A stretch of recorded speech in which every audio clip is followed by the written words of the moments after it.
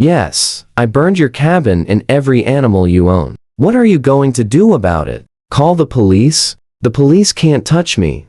I used to secretly enjoy Karen's little authority spirals, because watching entitlement unravel itself felt like front-row theater with no ticket required. She truly believed power belonged to her by birthright, that the neighborhood revolved around her moods, her schedule, and whatever was scribbled on her clipboard that day. When I first moved in, kept my head down, trimmed my lawn, and stayed quiet for 6 straight months. I watched patterns instead of picking battles. Welcome to Prodigy Tales. Don't forget to like and subscribe for premium HOA chaos. It didn't take long to see how Karen operated. She never listened, never bent, never doubted herself. She fined people for grass leaning the wrong direction, trash cans existing too loudly, and curtains that apparently offended her spiritual balance. HOA meetings weren't discussions. They were monologues. She spoke to everyone while issuing citations like signed headshots. I avoided her gaze,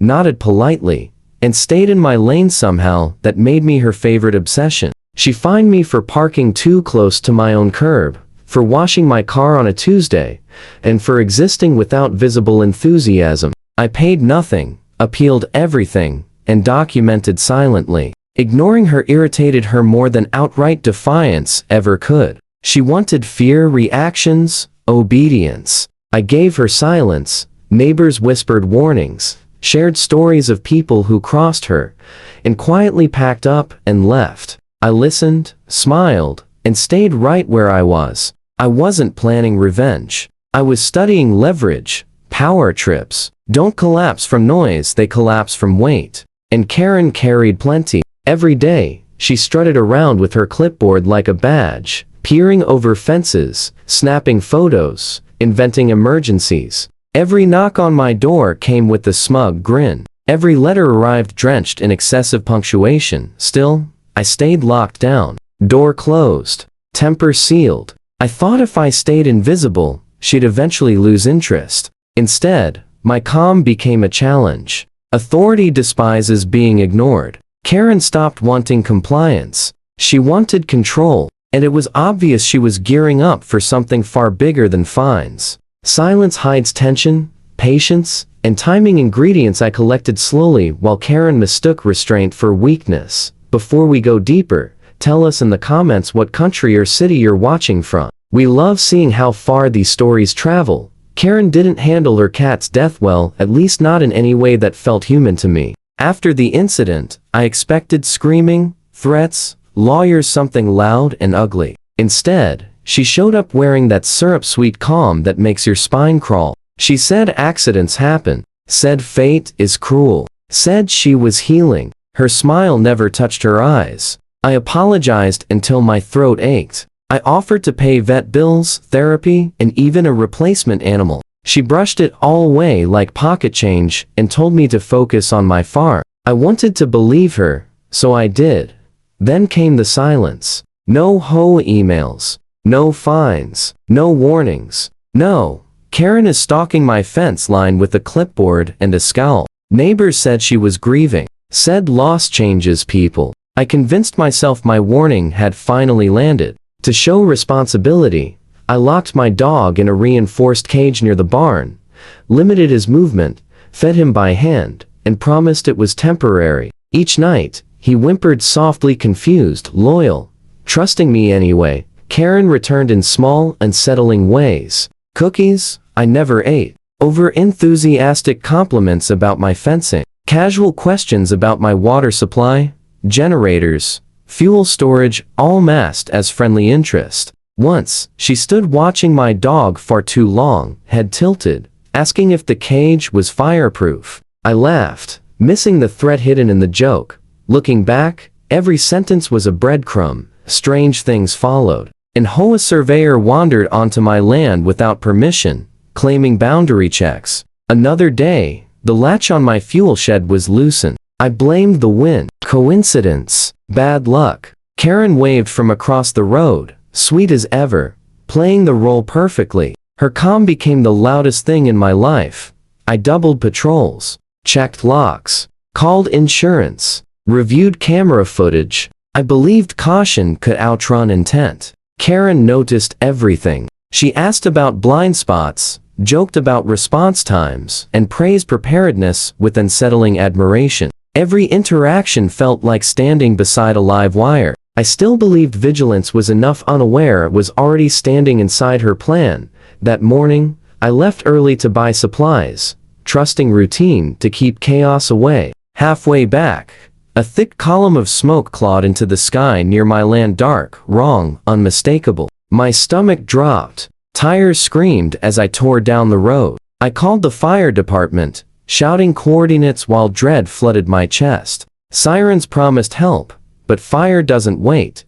When I reached the fence, panic ruled everything. Livestock scattered, some already burned, others collapsing in blind terror. Heat slammed my lungs. I ran through smoke, coughing, throwing water, dirt, anything. Then I saw her. Karen stood near the fuel shed, gripping a gasoline can, wearing a smirk that froze time. Our eyes locked. She didn't run. The fire roared louder. I pushed forward, but another scream sliced through everything.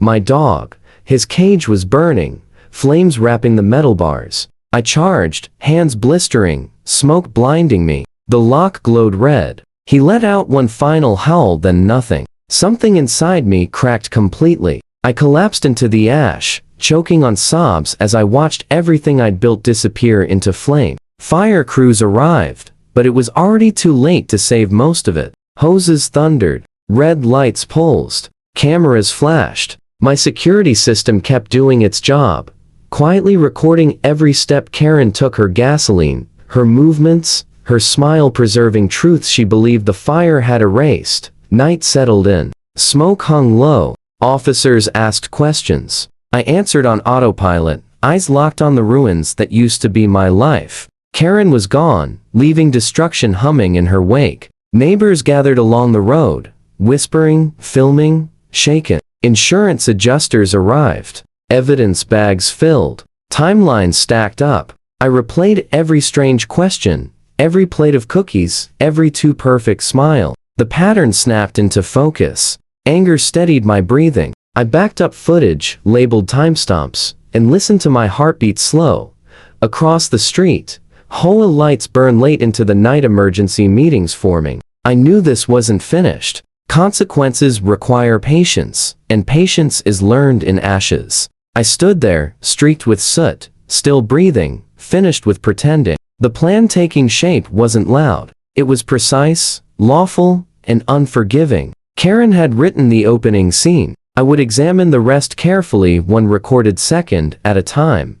Dawn crept in. Investigators returned. Paperwork multiplied. I stayed, watched, and waited, letting evidence speak while embers cooled. Somewhere, Karen still believed she was untouchable. That belief kept breathing, unaware. Pressure builds quietly before collapse arrives without warning. Afterward, Karen learned that fire doesn't destroy evidence, it sharpens it. Investigators rebuilt the timeline minute by minute, syncing my CCTV with traffic cameras, fuel station receipts, and phone location data. The footage showed her entering my property, spreading gasoline, igniting multiple points, then leaving calmly. Prosecutors moved fast. Charges stacked high: aggravated arson, felony animal cruelty, destruction of agricultural property, reckless endangerment, and environmental damage. Bail was denied the moment the judge viewed the video.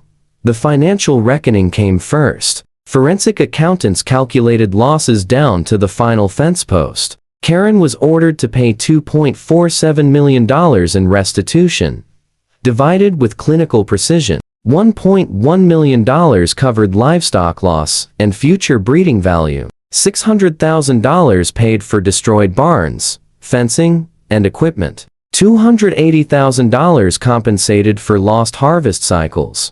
$90,000 was assigned specifically for my dog, classified under aggravated cruelty damages. The remaining $200,000 covered fire response, soil remediation, and investigation costs. Her house was seized. Retirement accounts liquidated. Wages garnished indefinitely.